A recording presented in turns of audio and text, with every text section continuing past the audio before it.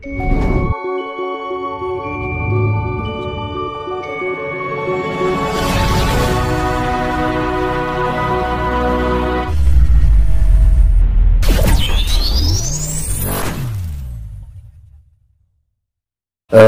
ini Mas, penting nggak, perlukah kita ini untuk menghormati dan mengingat leluhur? Ya sangat penting. Manfaatnya Mas apa? Karena leluhur itu ada suatu adat istiadat ajaran yang lebih tertanam yang sifatnya budi pekerti, ya kan? Karena leluhur dewi itu, leluhur kita itu menjadi pedoman untuk kehidupan kita di dalam kehidupan sekarang ini. Karena leluhur kita itu sifatnya lebih murni, lebih polos, ya, lebih natural, dan sifatnya memberikan arah yang untuk menuju hal yang sifatnya lebih sempurna. Tapi makin kesini kan perjalanan kehidupan, rota kehidupan semakin tidak genah kan, semakin kacau kan gitu. Nah, kita butuh arahan. Arahannya apa? Ibarat kita itu melihat leluhur itu ibarat kita bercermin, flashback gitu loh.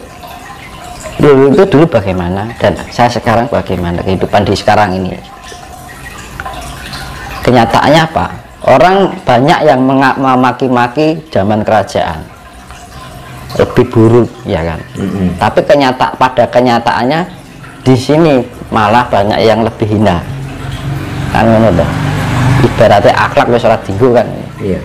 Anu rosak karepe dhewe, mikirnya untung, memikirkan ya sekarang kan ya dipikirkan untungnya sendiri, ya, sifat kapitalisme, individualisme.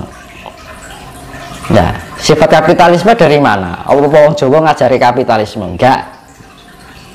Apa orang Jawa mengajarkan individualisme? Enggak. Ada sifat gotong royong kan, ngono, tepo saliro. Apa orang Jawa mengajarkan imperialisme? Juga enggak. Orang Jawa kira seneng menjajah orang, ya kan? Imperialisme kan sifatnya penjajahan yang secara nggak langsung. Terus hedonisme juga bukan budaya orang Jawa. Apa orang Jawa ki sifatnya narimo ing pandum. Akeh sithik paparinge Gusti ya kudu ditampa. Lega lan lira. Terus ini Mas, terkait dengan menghormati dan mengingat leluhur, langkah-langkah apa yang harus dilakukan, yang harus kita praktekkan setiap hari untuk bisa menghormati leluhur? Prakteknya seperti apa Mas? Pertama pada orang tua kita dulu, ya kan? Kalau kita ingin berjalan ke leluhur, hormati orang tua dulu.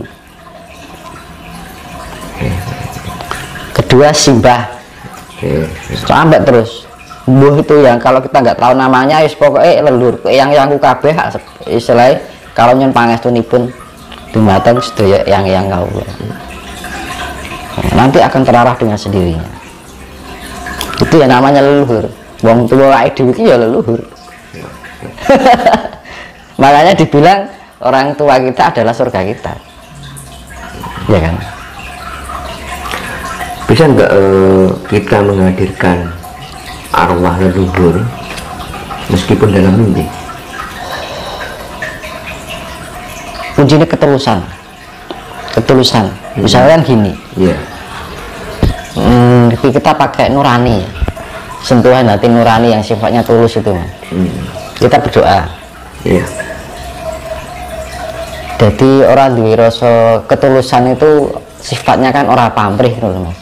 Karena rumangsa iki aku putune simbah, gampangane kan sifat kasih. Mbah, aku mbok pengen di zaman jenengan niku sejatine pitun kula pun diparing ana pituntunan.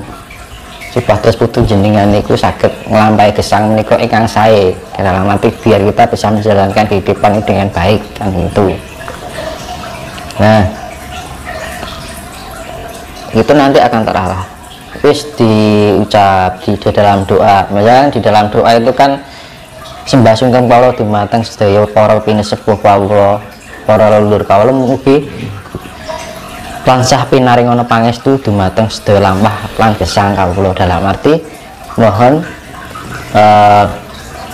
tuntunan arahan dari semua leluhur biar apa yang kita jalani itu dapat berjalan dengan sesuai dengan arah yang menuju sifatnya kebaikan kan.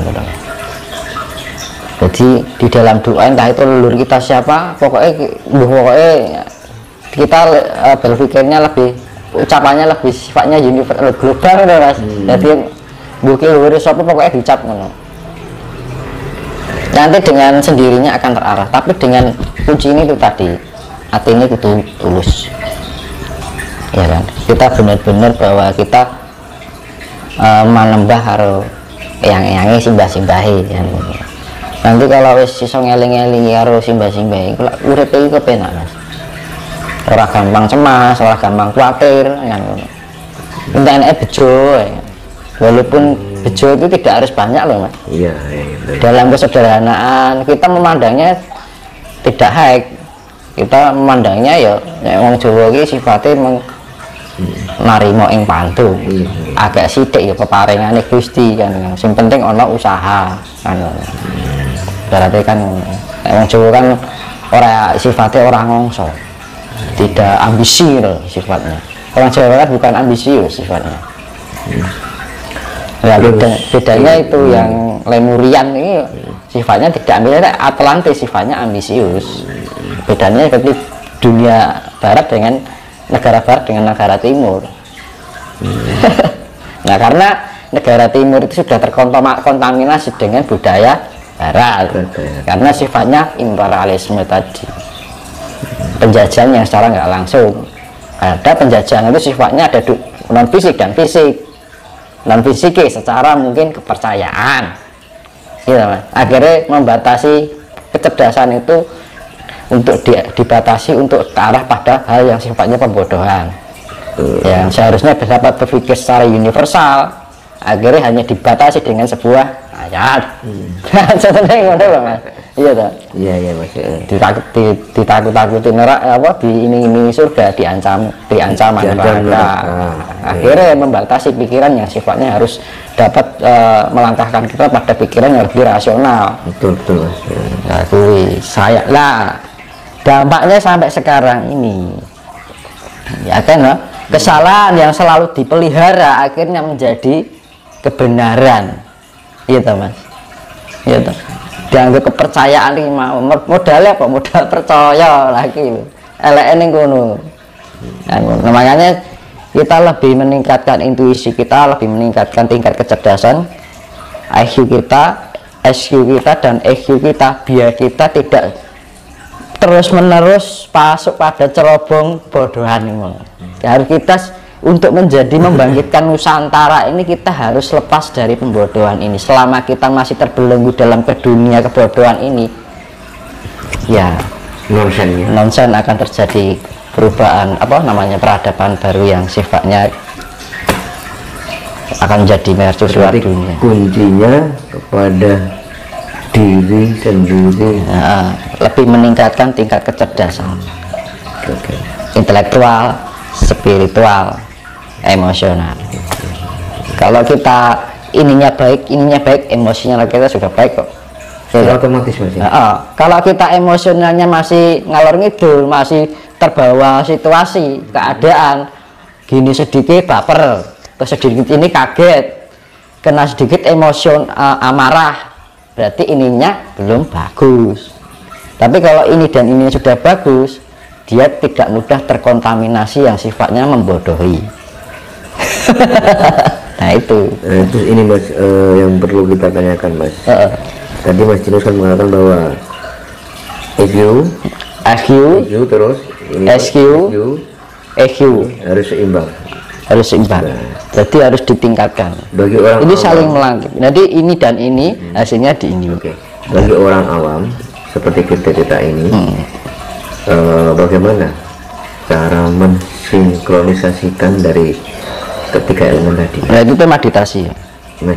Di jalan keinginan kita olah cipta. Olah cipta itu kan ibaratnya hidup ini kan penuh dengan teka-teki teman. Iya kan. Olah cipta kita jalani ngotak-ngatik kan gitu. Kita mencari titik yang pas. dan lebih logika rasional kan ngono. Kayak ilmu statistik loh, logika matematika kan wong barat kan dominan ke ininya kan, tapi ininya kan lemah ya kan. Nek wong Jawa kuat iki lemah kan, itu kualik-kualikane ngono Mas ya toh. Orang barat kan lebih dominan ininya sing cerdas, ning ikine lemah kan ngono secara spiritualnya. Nek wong kene spiritual ini sing lemah. Nah, antara ini dan ini harus seimbang. Kalau ada keseimbangan, nanti ibarat kereta api itu walaupun berbeda tempat tapi selalu memberikan jalan yang sama, gitu loh, ya kan? Nah, kalau sudah menerapkan di dalam kesamaan itu akan terarah. Akhirnya apa?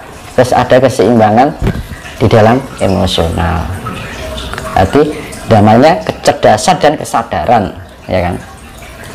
Ada dua, kecerdasan dan kesadaran. Kita mempunyai kecerdasan juga harus mempunyai kesadaran. Iya. Di sini kecerdasan spiritual, di sini juga mempunyai kecerdasan juga harus mempunyai kesadaran. Perilaku juga yang namanya karsa gitu, mempunyai kecerdasan emosional juga mempunyai kesadaran emosional. Benar-benar kita sadar kalau apa yang kita lakukan ini salah atau benar. Ngono Pak sini. Iya. Nyata atau semu, iya atau tidak kan ngono, benar atau salah kan ngono sini. Jadi sifatnya real, benar, jejak, jujur kan ngono. Nah itu konsep yang namanya Trisula Weda lah ibu, pemelihara, pencipta, pemelihara, penyempurna atau pelebur kan ngono. Brahma, Wisnu, Siwa, cipta, rasa, karsa, IQ, SQ, EQ kan ngono kuwi. Iya.